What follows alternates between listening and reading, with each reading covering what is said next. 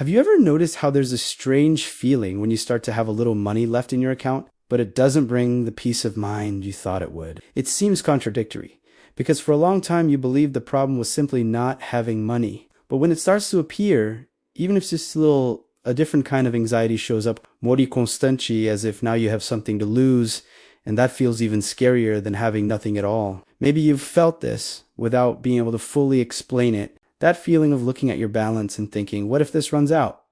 What if I need to use it all? What if I go back to zero and suddenly what was supposed to feel like security starts turning into worry? There's a point in the middle between having no money at all and being truly stable. And that's exactly where anxiety gets stronger. Because when you have nothing, there's no fear of losing.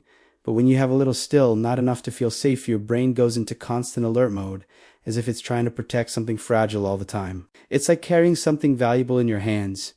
Afraid of dropping it, you become more tense, more alert, more tired. And that tension follows you quietly throughout your daily life. The problem isn't the money itself. It's what happens inside you when it shows up in an incomplete way, when it's still not enough to create peace of mind. In that moment, your brain doesn't interpret it as safety, but as risk demands constant attention, energy, and vigilance. This changes how you live, how you decide, how you react to situations, because you start living trying not to lose instead of building something bigger. And that kind of exhaustion is hard to explain to someone who's never been through it. You start thinking twice before any expense, which seems positive. But at the same time, you carry a constant tension as if any decision could hurt you, and that slowly wears you down mentally. It's not just about paying bills. It's about never turning your mind off, always anticipating the next problem, the next unexpected expense, the next situation that could throw everything off again. And this builds up inside you,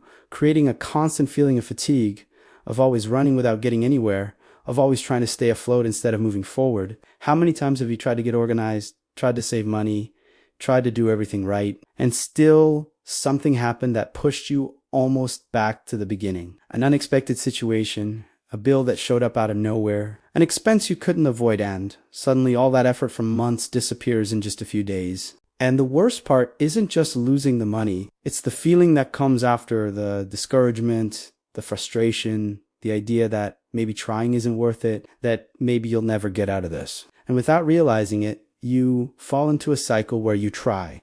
Something happens, you lose, you get frustrated, you give up for a while, and then you try again, but each time with less energy, less confidence, less expectation that it will work. This starts shaping how you see yourself, making you believe you're not good with money, that you weren't made for this, that it will always be difficult. And this silent belief begins to influence all your decisions, from the smallest to the biggest. The problem is that no one really taught you how to deal with this. They taught you to save, but not to build protection. They taught you to cut expenses, but not to handle unexpected situations without destroying everything. They taught you to save money, but not how to do it automatically, without depending on your motivation or emotional state.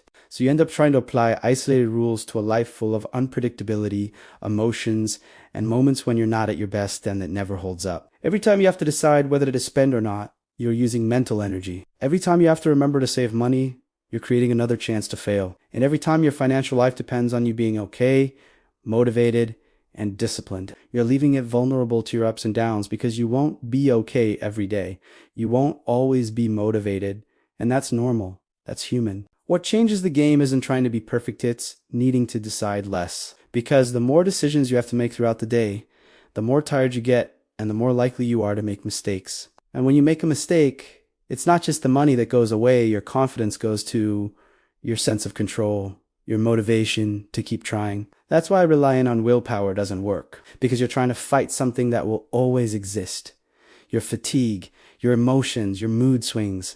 Now, imagine a reality where part of your money simply doesn't depend on you, where it already has a destination before you even think about it, where you don't have to decide, negotiate with yourself, or resist, because it's already been handled automatically. That takes a huge weight off your mind, because you stop living in constant decision making and start having a structure that works even when you're not having your best day. Because there's a very clear pattern in the life of someone who's always struggling financially. They can do things right for a while, but only when they doing okay And that creates a false sense of control until the day something happens and everything collapses too quickly. And when that happens multiple times, you start losing trust in yourself. You begin to doubt your ability, and that makes every new attempt start weaker, more insecure, more vulnerable. The goal of organizing your financial life isn't to become a perfect, disciplined, extremely controlled person. The goal is to create an environment where even your tired, unmotivated, and impulsive version can still do the minimum necessary to avoid harming yourself. Because that version of you will exist, and ignoring that is what keeps you stuck in the same cycle. When you accept this,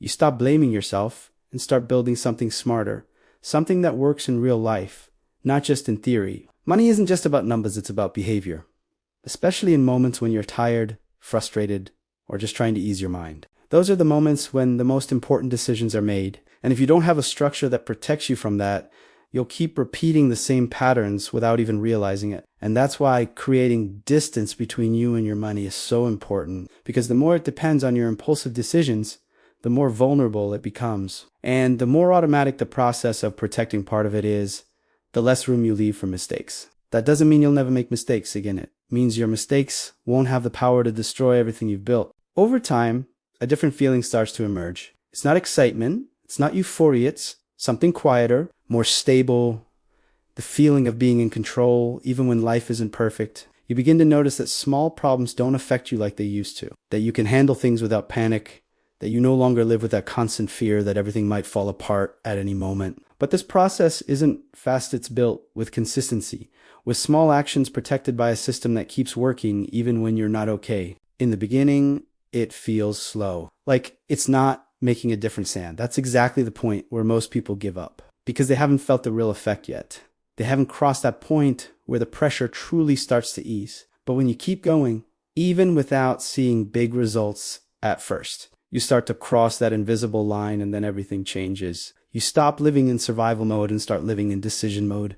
You stop reacting and start choosing. You stop being afraid and start having clarity. And that clarity changes everything, because it allows you to think better, decide better, and see opportunities that didn't exist before. The final goal isn't to have a lot of money, it's to have enough peace of mind to think, because when you have mental clarity, you start making better decisions in every area of your life, and that creates a chain reaction that gradually transforms everything. You begin to live with less pressure, less anxiety, and more control, not because your life became perfect, but because you finally built a foundation that supports you even on difficult days. If you made it this far, comment the word control, because that shows you didn't just listen, you truly understood something that can completely change the way you deal with money from now on. And if this content made sense to you, leave a like and subscribe, because that's how you start transforming your financial life for real. No magic, no empty promises, just something that actually works in everyday life.